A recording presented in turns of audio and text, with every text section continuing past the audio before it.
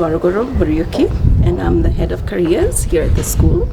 And my biggest job is just to guide students as they move forward through school into making solid choices as far as careers are concerned, and also deciding which subjects must be taken at this level so that they can get into the career that they want.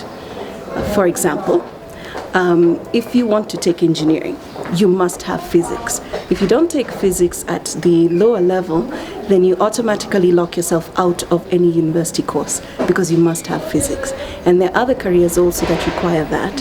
In medicine, for example, you must have biology. Nowadays, especially if you're planning to study outside of the country, they also want physics. So it's not just one subject, you may have 2 or 3. Many children are very surprised when they want to take interior design and they discover that they must have taken chemistry, because you must understand the fabrics and the materials you're working with and their interaction with the world around them. When they don't know what they want to do in life, we have a one-on-one conversation. We talk about interests, we look at hobbies. Are they more sporty? Are they more inside class or outside class? Many times we will give them a simple test, psychological test, so they see what their strengths are and guide them towards a bank of careers and see what they're interested in. But notice that if a child is not interested in any subject, then we may be looking at a child who's more athletic than classroom oriented. For child development, we have sports. We have football, rugby, swimming. We also have volleyball and handball. Those are a little more minor. We also have a very strong music program. And recently we're now developing acting talent. We presented a musical last term, Joseph and the Technicolor Dreamcoat, and before that we had 2 other plays. So we're trying to develop an all-rounded child. We're also involved in community service.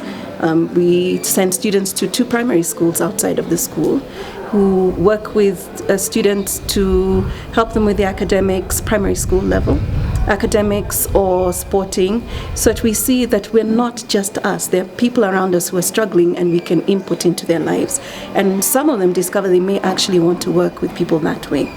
The other thing that we also have is trips where we expose students to so many things. There's a President's Award scheme, which is very physical and also has a lot of integrity. It's an internationally recognized program. We also have the trips that we take to the Rift Valley with geography.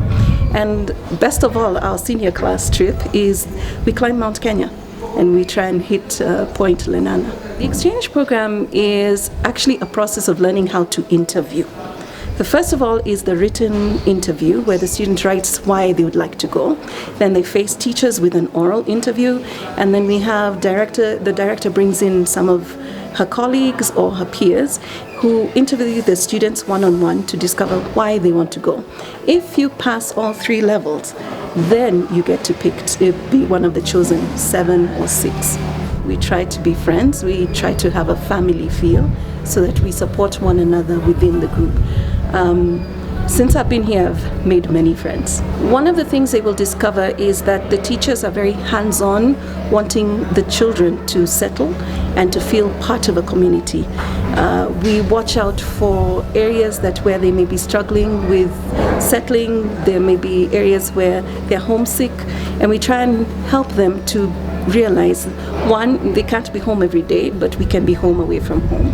And I think we succeed many times.